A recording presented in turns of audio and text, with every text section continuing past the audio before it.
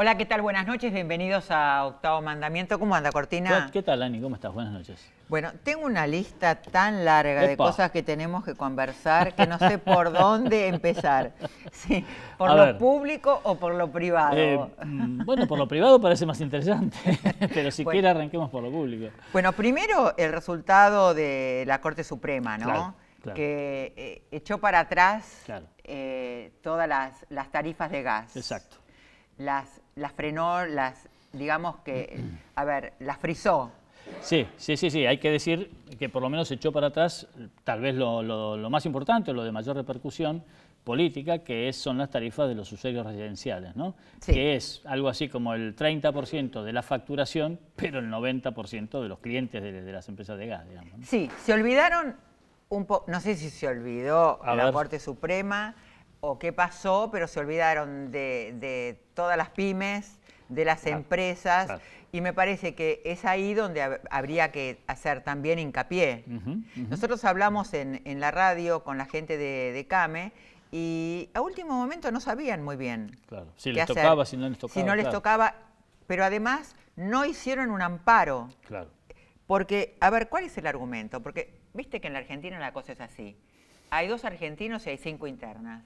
Entonces, incluso la CAME tiene muchas internas. Hay muchas pequeñas y medianas empresas que no se pudieron poner de acuerdo para hacer un pedido conjunto, frente al juez, digamos, a un frente al juez. Claro. Como hicieron los intendentes, como hicieron los gobernadores, como hizo la gente. Bueno, entonces todavía estaban en veremos.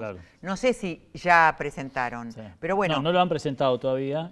Justamente lo que estaban analizando sobre el fin de semana era si se ponían de acuerdo, aunque sea un grupo, para presentar algo, y además si ese amparo podría tener hoy algo de sentido, porque es una causa que ya pasó a la Corte Suprema y la Corte Suprema ya falló, digamos. Pero bueno, en esa discusión estaban. Ahora, con todo respeto, ¿no? Por las pymes argentinas. Digo, podrían, si son las que dan trabajo, si son las que nos merecen tanto respeto, muchachos, apuren un poco el trámite. Tendrían que estar atentos y vigilantes, más que nadie. Vos decís los dueños de las pymes, claro. Los dueños de las pymes. Todos, me parece que tendrían los abogados de las pymes. Digo, ¿para qué le pagan a todos los abogados? Bueno, viste que es un sector de por sí bastante atomizado y además que muchas veces no tienen esa estructura que uno dice, bueno, tengo mi abogado que me asesore, qué sé yo. Bueno, por ahí el abogado es el primo que tampoco lo tiene todo el tiempo. Bueno, menos tenía la gente y sin embargo lo logró. Sí, ¿no? es cierto. Me parece que ahí hubo un error enorme. Bueno, pero ahora... El tema, la verdad que los temas legales son complicados, porque como decís, menos tenía la gente y lo logró. La verdad que lo logró una organización de consumidores bastante ignota hasta estas instancias de la discusión por las tarifas, y a la que la Corte decidió darle, digamos, el juez primero y después la Corte decidió darle lugar. Vos me preguntás, por ejemplo, ¿es la más representativa? ¿A cuánta gente abarca? No lo sé. Es cierto que es un colectivo y bajo ese supuesto la Corte falló. Digamos. ¿Y tomaron el colectivo? Sí, por eso digo. Ahora, se vienen las audiencias. Se vienen las audiencias de gas para septiembre, claro. Yo te consulto, ¿no? Dime. Ahora viene también lo mismo para luz. Claro. Lo mismo para el agua. Bueno, debería. Cada servicio tiene su propia realidad, digamos, o su propia instancia de discusión. En el tema de la luz seguro, porque justamente hay un juez de La Plata que ya falló para suspender los aumentos en toda la provincia de Buenos Aires, y hay una jueza federal de San Martín que paró los aumentos a nivel mayorista en Camesa, que es la empresa distribuidora mayorista, la que le pone el precio mayorista, con lo cual, parando ahí, también para inmediatamente para abajo, con lo cual los aumentos de luz también están suspendidos y también se están discutiendo en sede judicial. Como el gobierno apeló, pasó a la Cámara y volvió a apelar, va a pasar a la Corte y probablemente en los primeros días de septiembre la Corte tome una decisión que todo indica que va a ser similar a la del gas. Eso lo que está llevando es que el gobierno ya esté anticipándose para llamar a audiencia aún antes para discutir el tema de la luz. Como para que el fallo de la Corte se transforme en abstracto, como dicen. Ahora estaría faltando el agua, muchachos. Nos está faltando el agua, sobre el cual no hay nada. Nada. Porque lo que pasa con el agua es que no hay medidores. En la mayoría de las casas no hay medidores. Entonces es un cálculo arbitrario. Es por metro cuadrado. Entonces vos podés tener una casa enorme, abandonada, con una canillita en el jardín, una canilla que gotea, y tenés igual 3 o 4 mil pesos de agua. Bueno, a mí me parece, agua depende del Estado. Agua es una empresa estatal, efectivamente. En el caso, lo que estamos discutiendo es AISA, ¿no? Que tiene jurisdicción en la capital federal y gran parte del conurbano bonaerense. Y es una empresa estatal. ¿No sería interesante que dieran el ejemplo? Sí. Desgraciadamente tenemos que hablar también aquí de la herencia, ¿no? Sí. ¿Hasta cuándo? Un gobierno tan justo como el gobierno Kirchner, que tuvo 10 años con la empresa estatizada y sin poner, iba a decir una mala palabra, un solo medidor. Ahora yo digo, ¿no? Esto es como las parejas. ¿Hasta cuándo me va a hablar de su ex? No, el problema no es que ellos hablen de su ex. El problema es que ellos también deberían haberlo puesto en marcha, por supuesto. Yo digo porque después hay gente que dice, no, descubren ahora que las tarifas eran baratas y ahora tienen que ser caras, que este no tiene sensibilidad y ellos tampoco la tuvieron en un momento. Digo, es verdad. Nada más que eso. Después, para adelante, AISA, Administración Macri, debería haber empezado a poner medidores hace bastante, digamos. Y yo creo otra cosa, Cortina. Usted que sabe de economía me va a decir, acá cuando usted se muda o cuando usted toma en alquiler una casa, ¿no le hacen un inventario de lo que encontró, de lo que falta? ¿En dónde está el inventario de la Argentina?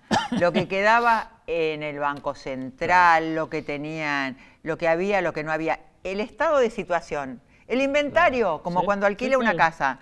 Si están por 4 años. Totalmente, sobre todo cuando hay tanto cuestionamiento. Cuando hay tanto cuestionamiento. No, igual sería lógico hacer un inventario. ¿Qué es lo que encontró? ¿Qué es lo que no encontraron? No importa si encontraron roto una canilla en la Quinta Presidencial. No, decime cuánto quedó en el Banco Central. ¿Con cuánto te encontraste? Para saber en qué situación estoy ahora. Bueno, eso, absolutamente. Me parece que eso...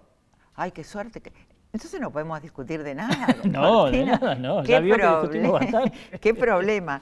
¿Quiere que hablemos de la CGT? ¿O quiere que hablemos más de plata? No. Está bien. Lo que hay que tener en cuenta, como bien vos decías, digamos, es que ahora va a venir la luz y no sería raro que en algún momento surja el tema del agua. El problema es que mientras tanto, las cuentas fiscales van a seguir deteriorándose como hasta ahora, ¿no? Y yo creo que van a aumentar los subsidios. Van a volver a aumentar los subsidios. Con lo cual, el déficit fiscal que el gobierno pensaba que iba a estar 4,8% del PBI, siempre se medía en relación al PBI, ¿no? Para tener una dimensión real, ya se sabía que iba a ser un poco más alto, justamente porque el gobierno pensaba todo lo que ahorraba de subsidios, dárselo a las obras públicas y poner la maquinaria en movimiento. Eso va a tardar más tiempo. En suma, el gobierno de Macri perdió un año de 4, no es tanto, ¿no? No, y el segundo semestre que se termina casi. El segundo semestre. Dejemos todo para el año que viene. Dejemos todo para el año que viene, efectivamente. Hoy es un día histórico, me parece a mí, en la Argentina, porque se unifica la CGT. Me parece que es muy importante. Absolutamente. Me da la sensación de que no es solo importante porque hubo un cambio de gobierno, me parece que es muy importante porque finalmente no está bueno que el movimiento obrero esté dividido y me parece que hay un esfuerzo de todos los sectores por unificarse. Después vamos a pensar quién queda afuera. Pero por empezar, Héctor Daer, hombre del sindicalismo, a ver cómo lo digo, porque de los gordos, de los tradicionales, de los más tradicionales, de los que apoyaron en su momento a Menem, de los menos, digamos, progresistas, de los que tienen más negocios, más empresarios en relación a los trabajadores. Sí, claro. Vamos a hablar... El promedio de sindicalista con categoría de empresario es mucho más alto en ese sector que en los otros, ¿no? Claro, y por ahí va Héctor Daer. Exacto. Después, por el grupo que representa a Hugo Moyano, que venía del MTA, de los sectores que se enfrentaron justamente al liberalismo de Menem, está Juan Carlos Smith, que tengo la sensación de que, no sé si estoy equivocada o no, pero que es un poco el cerebro de esta unidad, digamos. De esta unidad, y es el que me parece que da más letra en esta gestión, ¿no? Sí. Y en el día de hoy. Sí, sí. Y después está Carlos Acuña, que es el representante de Barrio Nuevo, que bueno, que tiene como un poder simbólico, pero en la realidad tiene, digamos, menos afiliados. Seguro, hay menos gremios, claro. Absolutamente. Claro. Y otra cosa que pasa, Cortina, es que había dos sectores que eran más macristas que Macri. Sí. Por no decir más papistas que el Papa. Que eran el sector del Momo Venegas y el sector de Omar Viviani. Sí, claro. Entonces, me parece que ese sector queda fuera. No los van a incluir. Claro. Y eso me parece que en esta semana de golpes al gobierno, al oficialismo, también es un duro revés. Para el gobierno, decís. Para el gobierno. Claro. Sí, porque primero parecía que los dejaban afuera, después ellos mismos se marginaron, por lo menos en el caso de Jerónimo Momo Venegas. Hay que decir también que en el caso de los taxistas, tal vez la representatividad no sea muy amplia, pero por lo menos se nota mucho en la política y se nota mucho en la calle, claro. El caso de Jerónimo Momo Venegas es representante de los trabajadores rurales, con lo cual también su influencia política es bastante limitada, digamos, ¿no? Y no solamente su influencia política es limitada, sino que en su momento estuvo cerca de la mesa de enlace y estuvo cerca del paro del campo. Sí, y esto me parece que en algún punto, no sé si los demás sindicalistas se lo perdonan. Puede ser. Tenemos que hablar de vuelta de la herencia, pero sería como muy largo en el caso de los sindicatos, ¿no? Porque digo, en ese medio tenés muchos gremios, incluso algunos moyanistas hoy, que apoyaron las privatizaciones de los transportes, entonces es un poquito complicado. Pero bueno, es muy obvio, es mucho más cercano, ¿cierto?, que Venegas como sector se sumó de alguna manera o estuvo casi de acuerdo con el paro del campo. Yo pienso, ahora hablando con Smith y hablando incluso con todos, ¿cuál es el plan que piensan ellos para esta etapa, ¿no? Ellos piensan, primero, un plan económico. Claro. Quieren del gobierno un plan económico porque sienten que son medidas sueltas, que están tomando medidas sueltas, que no hay un plan estratégico económico. Segundo, quieren la reforma impositiva ya. Claro. Tercero, el tema de los salarios, replantear las paritarias. Cuarto, dicen, a ver, si todo esto no se da, vamos a empezar con un plan de lucha. Ahí sí podemos hablar de medidas, o por lo menos empezar a pensarlo. Claro. Sí. Y lo que están atrasando y no quieren hablar es de un paro, porque dicen, ¿y después del paro qué? Claro. Todavía están en una etapa donde creen en la negociación. Creen en el diálogo y la negociación, claro. Y eso me parece que es lo más interesante. Sí, ¿no? Es muy interesante. En estas, el fin de semana aparecieron ayer, concretamente en La Nación, 3 entrevistas a los 3. Sí. Y si bien en la pregunta de si apoyarían un paro, todos dicen, estábamos con los trabajadores, y por supuesto que si el comité decide un paro lo vamos a apoyar, se notaba en el contexto de esas respuestas que lo que estaba por detrás era ahí, por ahora un paro no vamos a ir. Por definición, un gremialista nunca va a decir, no apoyo un paro, ¿verdad? No, pero es cierto que no está en sus planes inmediatos, digamos. Bueno, hoy tenemos un invitado que tiene que ver con el tema sindical. Es de los más luchadores, es de los más beligerantes. Después del corte, dale.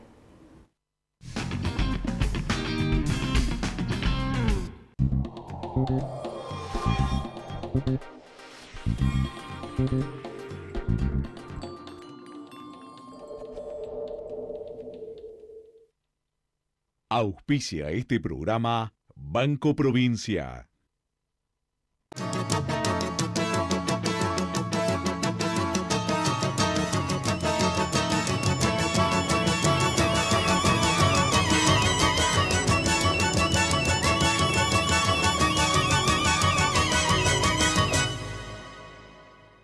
Construimos puentes, espacios comunitarios, filtros de agua y sistemas de energía. Estamos ingeniando un mundo mejor. Sí a 3 hospitales con más de 50 especialidades. Sí a 9 centros de atención primaria y promoción de la salud. y sí al Centro de Estimulación Temprana. ¿Te animas a seguir diciendo que sí a la salud? Yo digo que sí.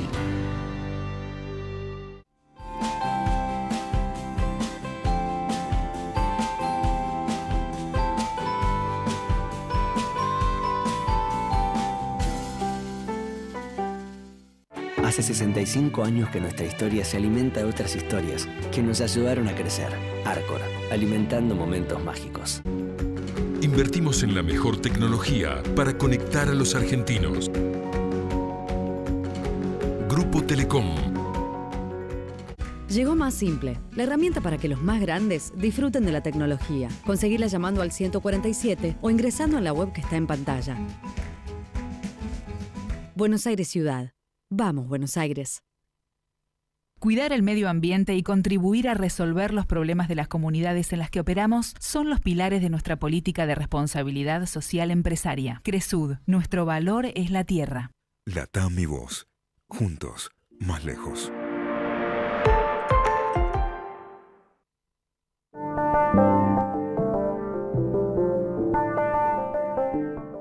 ¿Sabías que podés tener el Banco Ciudad en tu celular? Hacé transacciones. Localizá cajeros. Pagá todo. Recargá tu celular. Nueva banca móvil del Ciudad. Bájate la app y disfruta. Banco Ciudad. Te quiere ver crecer. El fruto de nuestro trabajo es parte de tu mesa. Por eso, queremos que nos conozcas. En Monsanto ayudamos al campo a producir más alimentos cuidando los recursos naturales. Entrá a Descubrí Monsanto y sé parte de la conversación. Mi corazón con el Kini late más. Dale, prendete. Vos también hacete fanático al ritmo del Kini 6 y vení a festejar todas las semanas. Auspicia este programa Banco Provincia.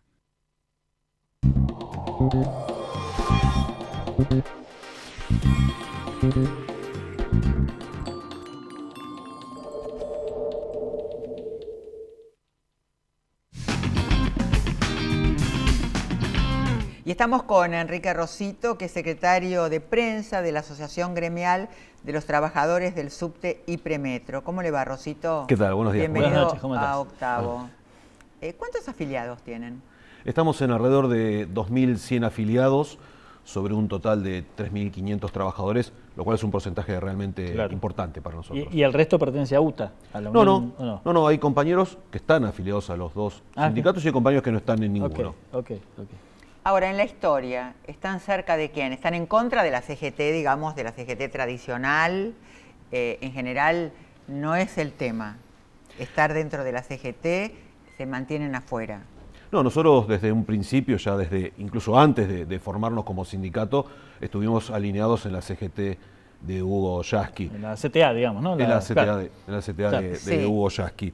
Digamos, lo que nosotros nos compartimos son algunas metodologías o algunos objetivos que tienen dentro de la CGT. Esto no significa que estemos en contra. Hemos participado del acto del 1 de mayo, articulamos con muchos sindicatos de la CGT en cuestiones como derechos humanos, género, comunicación y prensa. Es decir, creemos que la diferencia fundamentalmente está en las cúpulas y no en las bases. ¿Incluso ahora que se van a unificar? Bueno, habremos de ver qué lineamiento tiene el triunvirato, digamos, qué perfil toma, si deciden enfrentar las políticas de ajuste y desocupación del gobierno de Mauricio Macri o generar algún tipo de resistencia.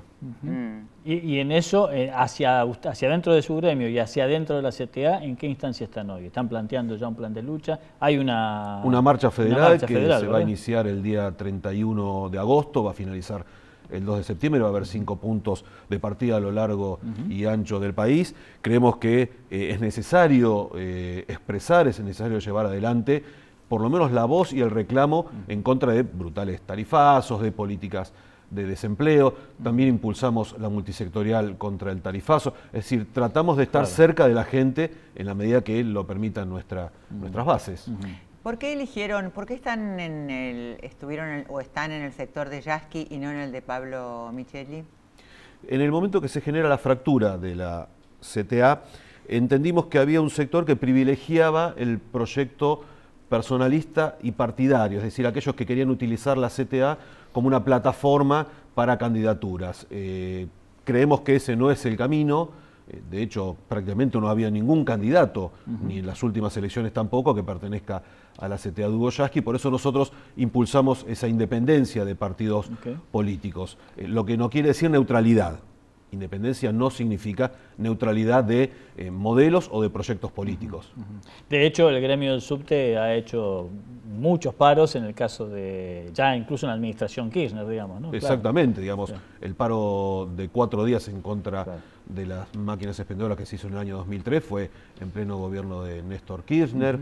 El paro de los 10 días, que es el más largo que lamentablemente tuvimos que llevar adelante en nuestra historia, era durante el gobierno de Cristina, es decir que no, en ese sentido nosotros lo que respondemos es al mandato que tenemos de las bases. Ahora, ¿cuáles son los pedidos concretos para el gremio, más allá de mejores salarios en general, de todas las cosas que quiere la CGT y los trabajadores en general? ¿Qué es lo que quieren específicamente, lo que necesita específicamente este sindicato, sus trabajadores? Bueno, lo que nosotros apuntamos es, en principio, que se genere una política de transporte, es decir, una política que piense el transporte público como un derecho y no como un comercio.